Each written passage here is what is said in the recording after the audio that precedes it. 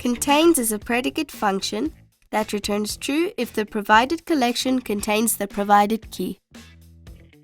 Its simplest use case is checking if a hash set contains a value, or if a hash map contains a certain key. Contains can also be used with any keyed sequence like vectors.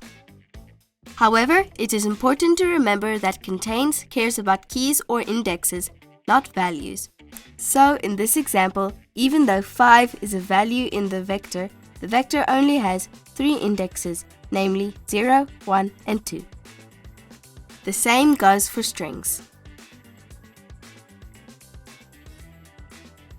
Contains can also be used for Java arrays, however, not for closure lists or queues, as these are not keyed sequences.